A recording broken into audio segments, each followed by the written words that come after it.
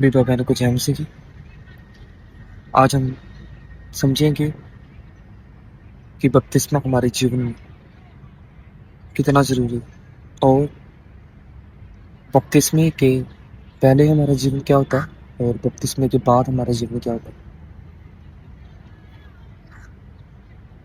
अगर मैं रोमियो की पुस्तक उसके 6 अध्याय से 3 आयत से पढ़ूं, उसमें लिखा है, क्या तुम नहीं जानते कि हम सब जिन्होंने मसीह यीशु का बपतिस्मा लिया, उसकी मृत्यु का बपतिस्मा लिया, उसकी मृत्यु का बपतिस्मा लिया।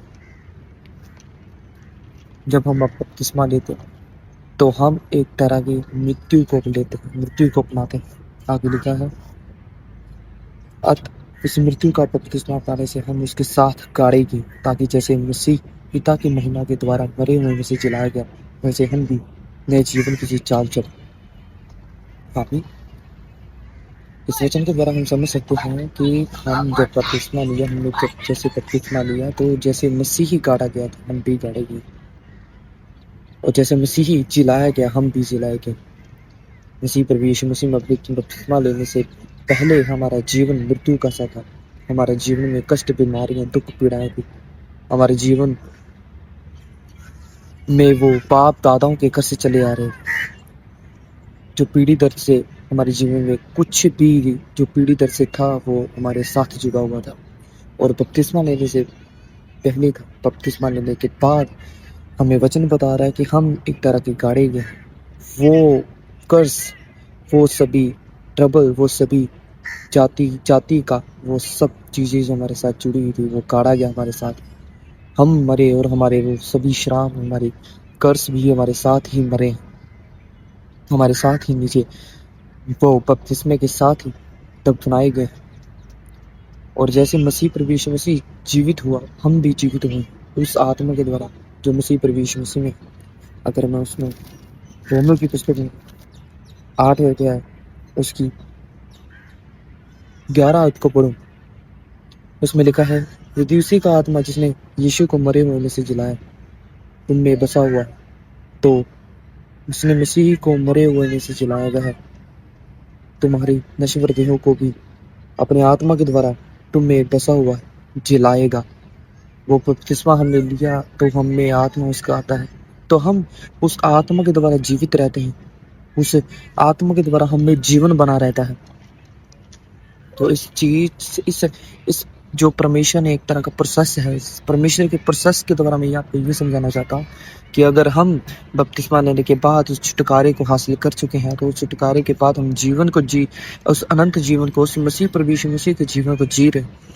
तो अगर हम उस जीवन से पाप करके बाहर आते हैं, बपतिस्मा लेने के बाद पाप करते हैं, और हम अपने जीवन को मसीह प्रभु यीशु मसीह में से अलग करते हैं, मसीह यीशु के जीवन से अलग करते हैं, तो हमारा जीवन उस जीवन के समान है, उस मनुष्य के जीवन के समान है जिसके जीवन में कोई एक तरह की, आज के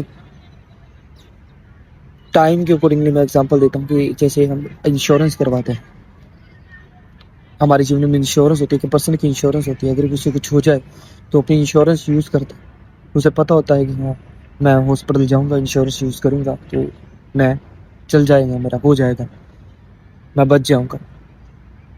तो अगर उसके जीवन में इंश्योरेंस ना हुई हो तो वो जाता है, इलाज तो करवाता है कई बार, तो उसके पास पैसे ही नहीं होते, ऐसी कंडीशन बन जाती है कि कर्जा उठाना पड़ता है, सब कुछ मिट्टी हो जाता है, कभी कभी वो मर जाता है। इंश्योरेंस के बाद कई कंपनियां उसके घर वालों को पैसे वगैरह भी देती है। तो इस तरह के इंश्योरेंस का वो अपने इंश्योरेंस के बल पे बड़ा एक सेटिस्फाई रखता है, अपने मन में सेटिस्फेक्शन रखता है। तो एक मसीह में जीवन बिताता हुआ वो पर्सन भी अपने जीवन में एक तरह की लाइफ इंश्योरेंस को प्राप्त कर चुका है बपतिस्मे के बाद। वो लाइफ इंश्योरेंस पवित्र आत्मा है, वो इंश्योरेंस उसकी सेटिस्फेक्शन पवित्र आत्मा है।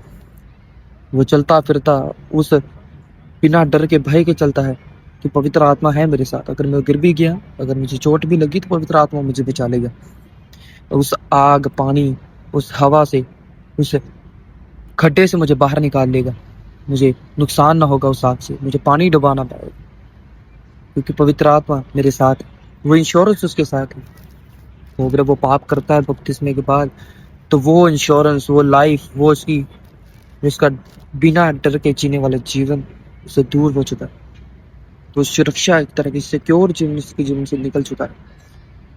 تب وہ اپنے جیون میں اس آتما کے بغیر جی رہا ہے، اس انشورنس کے بغیر جی رہا ہے۔ اگر اس سے کچھ ہو گیا تو وہ یہ نہیں کہہ سکتا، وہ آدمی یہ نہیں کہہ سکتا کہ اب میں بچ جاؤں گا یا ابھی مجھے بچانے والا میرے پیچھے کوئی ہے۔ تو میں آپ کو یہ بتانا چاہتا ہوں کہ مسیح میں جب ہم بپتسمہ لیتے ہیں تو مسیح کے اندر چلنا ہمارا کتنا ضروری ہے۔ بپتسمہ لینے کے بعد ہمیں مسیح جیون جینا کتنا ضروری ہے، اس کے انوسار جیون جینا کتنا ضروری ہے، کیونکہ ہم اس کے بپتسمے کے بعد اس میں جڑ گئے، وہ ہمارا ورکش ہے، ہم اس میں جڑے ہیں، ہم اس میں گرو کریں گے، ہم اس کی ڈالیاں ہیں، ہمارا الگ الگ کام ہے۔ میں آشا کرتا ہوں کہ آپ کو یہ وچن سمجھ آیا ہوگا کہ اب آپ اپنا جیون مسیح پربو یشوع مسیح میں اس کی آگیاؤں کے دوارا بنا پاپ کے آتما کے اندر جیون کو وتیت کریں گے، آگیا کاریتا میں چلیں گے اور اننت جیون کو پائیں گے۔ اور جیسا مسیح نے مہیما پائی ہے، جیسے وہ جلایا گیا، ہم بھی جلائے جائیں گے۔ سبھی کو آشیش مسیح پربو یشوع مسیح کے نام سے۔